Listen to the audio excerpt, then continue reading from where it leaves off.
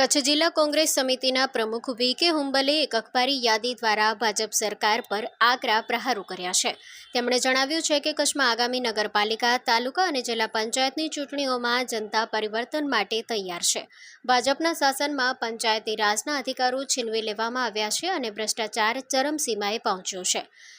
વી.કે. હુંબલે ગંભીર આક્ષેપ કરતા જણાવ્યું હતું કે વિકાસ કામોમાં પંચાયત સ્તરે 10% અને નગરપાલિકાઓમાં 40% સુધીની ટકાવારી લેવામાં આવે છે. સિંચાઈ જેવા મહત્વના કામોમાં તો માત્ર 20% રકમ ખર્ચાય છે, જ્યારે બાકીની 80% રકમ ભાજપના મળતિયા અને વચેટિયાઓ ઓહિયા કરી જાય છે. આ ભ્રષ્ટાચારના નાણાં છેક કમલમ સુધી પહોંચાડવામાં આવતા હોવાની પણ ચર્ચા છે. તેમણે વધુમાં ઉમેર્યું હતું કે ભ્રષ્ટાચારના કારણે કામોની ગુણવત્તા અત્યંત નબળી રહે છે. નવા બનેલા રોડ, રસ્તા અને તળાવ થોડા જ મહિનામાં તૂટી જાય છે.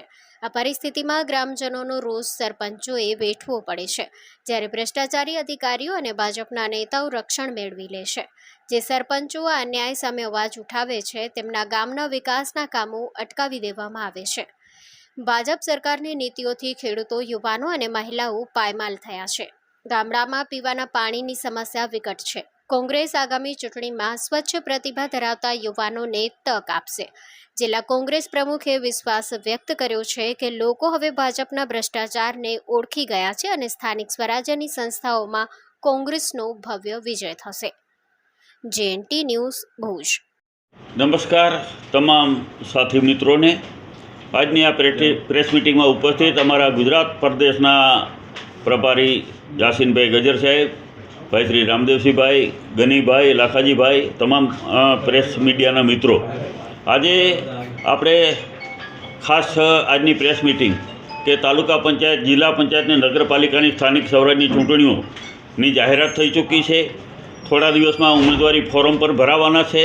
અમારી સેન્સ પ્રક્રિયા પૂર્ણ થઈ ગઈ છે અને આ વખતે લોકોએ મન મનાવી લીધું છે કે આ સ્થાનિક સ્વરાજની ચૂંટણીઓમાં કોંગ્રેસ પક્ષને આશીર્વાદ આપશે. કોંગ્રેસ પક્ષના ઉમેદવારો વધારેમાં વધારે વિજય થશે, જીત મેળવશે અને તાલુકા પંચાયત, જિલ્લા પંચાયત અને નગરપાલિકામાં કોંગ્રેસનું શાસન આવશે. જેનું મુખ્ય કારણ આપણે કહીશ કે આ શાસનથી લોકો ત્રાસી ગયા છે. આ સરકારમાં ખેડૂતો ઉપર જે અત્યાચારો કરવામાં આવ્યા છે, ખેડૂતોને મહિનાઓ સુધી આંદોલનો કરવામાં પડ્યા છે, તેમ છતાં સરકારના પેટનું પાણી હલ્યું નથી. એની રાહ ખેડૂતો જોઈ બેઠા છે અને ખેડૂતો મોટું પરિવર્તન આ સ્થાનિક સ્વરાજની ચૂંટણીમાં કરવાના છે. એવી જ રીતે યુવાનોને બેરોજગારીનો પ્રશ્ન હોય, ગ્રેજ્યુએશન કર્યા પછી 8-10 હજારની નોકરી પણ યુવાનોને મળતી નથી. તો અત્યારે યુવાનોની હાલત કેવી ખરાબ આ સરકારે કરી છે, એના માટે અત્યારે યુવાનો પણ રાહ જોઈ બેઠા છે. અત્યારે કચ્છ જિલ્લામાં દારૂ અને ડ્રગ્સનું પ્રમાણ પણ એટલું બધું વધી ગયું છે કે યુવાનો દિવસા દિવસ તમારે અત્યારે નશાને રવાડે ચડતા જાય છે. તો આ પણ એક આપણા જિલ્લા માટેનું ખરાબમાં ખરાબ બાબત છે.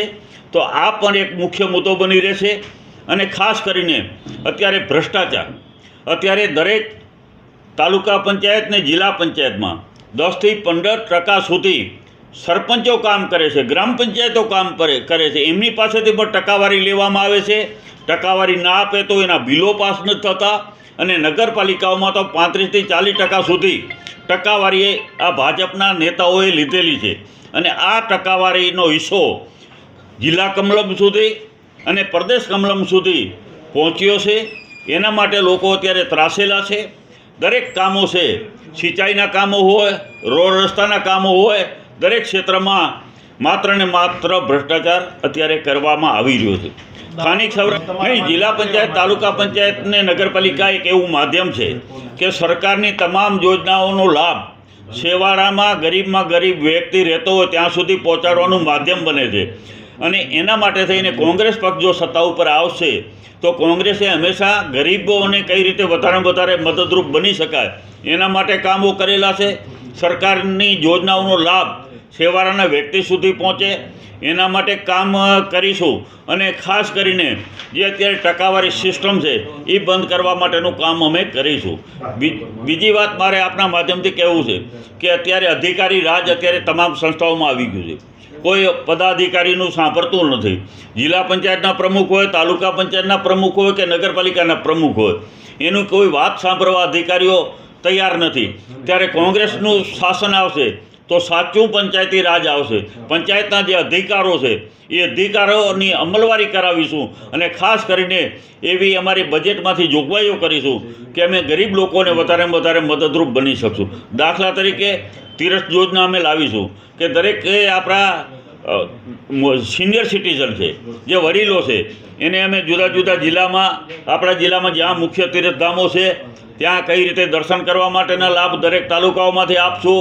અનેક યોજનાઓ એવી છે, વિધવા સહાય છે કે મકાનોમાં આપણે જરૂર પડે તો ગરીબ લોકોને મકાનો માટેની કઈ રીતે એમાં અમે અમારા બજેટમાંથી જોગવાઈ કરી શકીશું. તો અનેક એવી યોજનાઓ છે કે જે પંચાયતી રાજના થકી આપણે કરી શકશું. નગરપાલિકા અને તાલુકા જિલ્લા પંચાયતની ચૂંટણીઓમાં આ વખતે કોંગ્રેસ ભવ્ય વિજય મેળવશે એટલી હું તમને ખાતરી આપું છું.